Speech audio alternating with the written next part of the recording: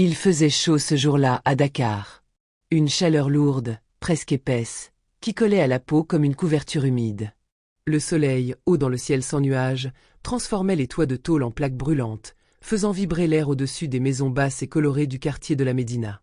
Les enfants couraient pieds nus dans les ruelles poussiéreuses, un ballon dégonflé à la main, pendant que les anciens jouaient aux dames sous les manguiers, à l'ombre vacillante. Mais dans le petit salon ombragé de la maison de Mamie Rose, une toute autre atmosphère régnait. Les volets en bois étaient entr'ouverts, laissant passer un souffle d'air tiède et la lumière dorée de l'après-midi. Le vieux ventilateur au plafond tournait paresseusement, grinçant par moments, mais répandant dans la pièce une brise bienveillante. L'intérieur était modeste mais rempli de vie, des tissus wax accrochés au mur, des photos fanées encadrées de rotin, un fauteuil usé mais confortable, et surtout, cette odeur enivrante qui flottait dans l'air, celle du riz au lait à la cannelle. C'était plus qu'un dessert.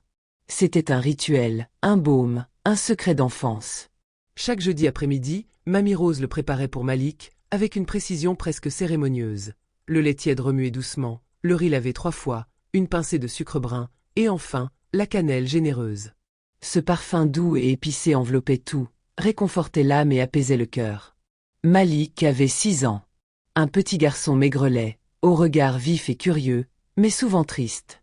Il n'avait jamais connu son père.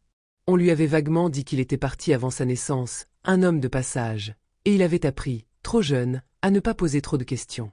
Sa mère, Aïcha, était une infirmière courageuse, dévouée et digne, qui travaillait la nuit à l'hôpital militaire. Elle l'aimait, bien sûr, mais n'était presque jamais là, toujours absente quand les étoiles se levaient ou quand le soleil brillait trop fort. Et c'est Mamie Rose, la nounou du quartier, que toutes les mères respectaient et appelaient pour garder leurs enfants, qui prit Malik sous son aile. Elle n'était pas de sa famille, mais elle en devint le pilier, la douceur, le réconfort. Avec sa peau ridée comme une carte ancienne, ses yeux couleur de thé, et sa voix rauque mais mélodieuse, elle incarnait la sagesse et la patience du monde ancien. « Tu es mon petit roi, Malik. Un jour, tu iras loin. Très loin, » lui disait-elle en lui massant doucement le cuir chevelu avec de l'huile de coco. Elle le baignait dans un seau d'eau tiède parfumé au savon noir, l'enveloppait dans un pagne coloré, le portait sur ses genoux comme un trésor précieux. Le soir, quand la nuit tombait et que les moustiques dansaient près de la lampe à pétrole, elle lui chantait de vieilles berceuses en diola, son dialecte d'enfance, des chansons pleines de mystères et de légendes, de rivières qui parlent et de baobabs magiques. Quand Malik perdit sa première dent, c'est à elle qu'il courut, le visage en larmes, la petite dent serrée dans sa main moite. Quand il réussit à écrire son prénom, en lettres tremblantes sur un cahier à spirale, c'est à elle qu'il le montra, espérant son sourire plus que n'importe quelle note d'école. Et puis vint le jour du départ. Il n'avait que 10 ans, mais il comprit. Sa mère lui annonça qu'il devait quitter Dakar. Elle avait obtenu un poste à l'hôpital de Rouen, en France. Une opportunité rare, un avenir meilleur. On lui dit que c'était une bonne chose. Mais pour Malik, c'était un arrachement.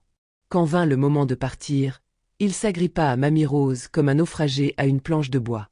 Il pleura, urla, trembla. Elle aussi pleura, mais en silence, comme le font les femmes qui ont trop vécu pour se permettre de s'effondrer. « Ne m'oublie jamais, petit roi, » murmura-t-elle en glissant dans son sac un petit sachet de cannelle. « Jamais, » répondit-il. Et il ne l'oublia jamais. Ni son odeur, ni sa voix, ni son amour, qui avait été le premier amour inconditionnel de sa vie. Les années passèrent. Rapidement d'abord, puis avec ce rythme étrange qu'adopte le temps quand on est arraché à ce qui nous est familier. Malik, désormais en France, découvrit un autre monde. Un monde froid, rapide, structuré, où les rues étaient droites mais les regards souvent tordus. La première chose qui le frappa, ce fut le silence. Plus de cris joyeux des enfants dans les ruelles, plus de musique jaillie des radios locales, plus de rires sonores échappés d'un salon de coiffure au coin de la rue. Le silence français, ce silence des immeubles gris et des voisins distants, le glaça. Puis vinrent les mots étrangers, les phrases trop longues, les sons trop durs. À l'école, il se battait pour comprendre, pour suivre, pour exister. Il dut apprendre à parler vite, à se faire discret, à sourire quand on le pointait du doigt à cause de son accent ou de sa peau. On se moqua de ses cheveux, de son nom, de son origine. Il entendit des insultes qu'il ne comprenait pas au début, mais qu'il apprit vite à reconnaître. Il se sentit étranger partout, sauf dans ses souvenirs. Mais dans la solitude de ces soirées, quand les murs de la cité résonnaient des bruits de la télé des voisins, une image revenait toujours. Celle de Mamie Rose, assise dans son vieux fauteuil, les pieds nus, le regard doux, les mains pleines de rides et de magie. Elle n'était plus là, mais elle était partout en lui. Il se rappelait ces mots. Un jour, tu iras loin. Très loin. Et c'est comme si ces mots étaient devenus sa boussole, son armure, sa foi. Alors il travailla. Plus dur que les autres. Plus longtemps. Pendant que les autres enfants jouaient, lui lisait. Pendant que les autres dormaient, lui rêvait d'offrir un jour à Mamie Rose une maison en or, même si à l'époque, il ne savait pas encore ce que cela signifiait. À 17 ans, il fut admis dans une classe préparatoire. À 20 ans, il entra dans une grande école d'ingénieurs, la seule personne de sa cité à y parvenir cette année-là. À 24 ans, il décrocha son diplôme avec les félicitations du jury. Mais il n'était pas rassasié. Il avait faim. Faim de reconnaissance. Faim de justice. Faim de réparer quelque chose au fond de lui. À 30 ans, il fonda sa propre entreprise de technologie biomédicale, un domaine d'avenir, né d'un projet universitaire qui visait à créer des prothèses accessibles aux pays du Sud. Ce n'était pas juste une entreprise. C'était une cause. Une réponse. Une revanche. Le succès arriba. D'abord timide, puis fulgurant. Les investisseurs frappaient à sa porte. Il passait de conférences à New York à des partenariats à Dubaï. Il avait tout, un loft à Paris, un appartement à Montréal, un compte bien garni, des collaborateurs loyaux. Mais dans le silence luxueux de ces grands appartements, quand il éteignait son téléphone et s'allongeait sur son lit en cachemire, une voix revenait. Une voix douce, tremblante, mais ferme. La voix de Mamie Rose. Et avec elle, 1000 questions. Où es-tu, Mamie Rose? As-tu pensé à moi, comme moi je pense à toi? As-tu cru que je t'avais oublié? Es-tu toujours vivante, quelque part, seule, dans une maison en ruine? Malgré la gloire, malgré les honneurs, il lui manquait une chose essentielle. Un regard. Un sourire. Une main ridée à embrasser. Il ne pouvait plus rester dans le doute. Il le savait, tant qu'il n'aurait pas retrouvé Mamie Rose, il ne serait jamais entier. Un matin d'hiver, à 39 ans, Malik se réveilla avec une certitude dans le cœur. C'était comme si, après des années de bruit, de déplacements, de conférences et de signatures de contrats, un silence essentiel s'était imposé en lui. Un appel venu de très loin. Le genre de certitude douce mais irrévocable, comme celle que l'on ressent au moment d'aimer ou de pardonner. Il annula ses rendez-vous, fit taire ses téléphones, éteignit ses écrans. Il regarda par la fenêtre, les immeubles de Paris s'étendant comme une mer grise et anonyme, et murmura. Il est temps. Sans en parler à personne, il acheta un billet pour Dakar. 15 heures plus tard, il foulait à nouveau le sol chaud et poussiéreux de son enfance. La ville avait changé, bien sûr. Plus moderne, plus chaotique aussi. Mais certaines odeurs, certains sons, certains regards, cela n'avait pas changé.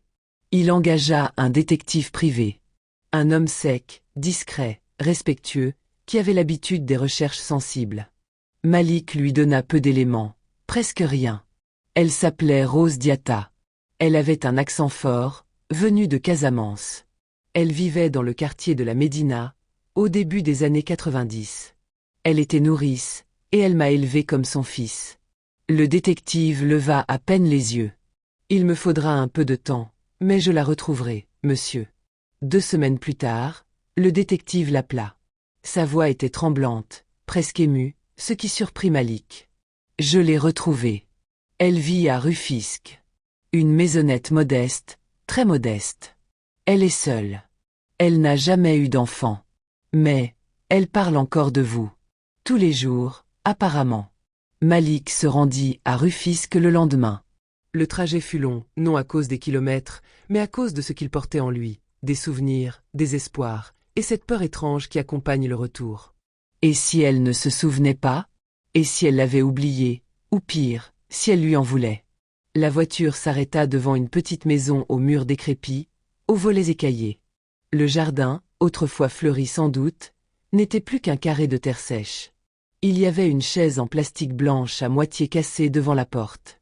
Un fil à linge tendu entre 2 poteaux rouillés, avec une seule robe suspendue. C'était simple, presque vide. Mais c'était là. Malik resta là quelques secondes. Ses mains tremblaient. Son cœur battait si fort qu'il pouvait l'entendre. Il n'était plus le conférencier sûr de lui, ni le PDG charismatique. Il était redevenu ce petit garçon de 10 ans, celui qui pleurait dans un avion en serrant un sachet de cannelle. Il inspira, longtemps. Puis il frappa. Un silence. Puis une voix, faible mais claire. Oui, qui est-ce? Il reconnut aussitôt ce timbre voilé, cette chaleur dans la fatigue. Il eut envie de pleurer déjà. La porte s'ouvrit lentement. Une vieille femme se tenait là. Elle portait un pagne fané, une chemise trop large. Ses cheveux étaient gris, tirés en arrière. Ses mains étaient noueuses, marquées par les années. Mais ses yeux n'avaient pas changé. Toujours cette lumière douce, cette profondeur de ceux qui ont aimé sans condition. Elle le regarda, hésita. Il fit un pas en avant. Mami Rose, ce est moi. Malik. Elle resta figée. Ses yeux s'agrandirent. Sa bouche s'ouvrit, mais aucun son ne sortit. Puis, d'un geste lent, elle porta ses 2 mains à sa bouche, comme si elle tentait d'empêcher son cœur de sortir. « Oh, oh mon Dieu, mon fils, mon petit roi !» Elle trembla. Y la banca, tendit les bras. Et elle s'effondra dans son étreinte, comme une branche sèche retrouve la pluie. Ils restèrent là, longtemps, l'un contre l'autre, à pleurer. Les larmes coulaient librement. C'était comme si les années s'effaçaient, comme si le temps reprenait sa place, comme si 2 âmes s'étaient enfin retrouvées après une vie de séparation. « Tu es venu, mon fils. Je t'ai attendu, chaque jour, tous les jours. Je parlais de toi au mur, au ciel, aux passants. Mais je n'y croyais plus. Je t'ai cherché, Mamie Rose. Je ne pouvais pas vivre sans te revoir. Tu as été ma lumière. Tu es toujours ma lumière. » Elle le fit entrer dans la petite maison. Tout était vieux, fragile, usé. Une télévision minuscule sur une table bancale. Une photo de lui, encore enfant, jauni, écorné, dans un cadre en plastique. Je regardais ta photo tous les jours. Je priais pour toi. Je savais que tu étais devenu quelqu'un. Je le sentais dans mon cœur. Et Malik, les larmes encore au bord des yeux, savait qu'il venait de retrouver plus qu'une femme. Il venait de retrouver son origine, son âme, sa promesse d'enfant. Cette nuit-là, le temps sembla s'arrêter. Dans la petite maison de Rufisque, éclairée par une ampoule faiblarde qui grésillait parfois au rythme du vent, 2 âmes réunies par la tendresse partagèrent tout ce que les années avaient gardé en silence. Ils parlèrent. Longtemps. Doucement. Intensément. Assis sur des coussins déformés, un vieux drap plié en guise de nappe, Malik retrouva le goût de son enfance, le riz au lait à la cannelle. C'était le même parfum, le même équilibre entre douceur et chaleur. Mais cette fois, il y avait les larmes dans le goût. Des larmes de gratitude, d'amour, de nostalgie. « Je n'ai jamais arrêté de le cuisiner, » dit-elle en souriant, la main tremblante. « Chaque 8 janvier, ton anniversaire. Même seul, même quand j'avais du mal à marcher. Juste pour que ton esprit sache que je ne t'avais pas oublié. » Elle lui raconta tout. Les jours sans nouvelles, les nuits trop longues. Les enfants qu'elle avait gardés après lui, mais aucun qui ait occupé son cœur comme lui. Elle lui montra un vieux carnet, presque un journal, où elle avait collé des photos, écrit des souvenirs, dessiné parfois des scènes de leur quotidien d'autrefois. C'était un musée du cœur. « Tu étais si petit, mais tu avais déjà une grande tristesse dans le regard, » dit-elle en caressant sa joue. « Tu m'as soigné, mamie. Sans le savoir. Moi, c'est toi qui m'as sauvé. » Quand le jour commença à poindre à travers les rideaux usés, Malik savait que le moment du départ approchait. Il avait du mal à parler. Un poids doux et lourd lui nouait la gorge. Il se leva lentement, sortit une enveloppe épaisse de la poche intérieure de sa veste. Il la lui tendit. Elle le regarda, intriguée. Qu'est-ce que c'est? Ce n'est pas assez. Mais c'est le début. Elle l'ouvrit, les mains tremblantes. D'abord, elle en sortit un trousseau de clés, attaché à un porte-clés doré en forme de fleurs de baobab. Ce sont les clés de ta maison, mamie. Une vraie maison. Pas loin d'ici. Près de l'eau. Avec un jardin.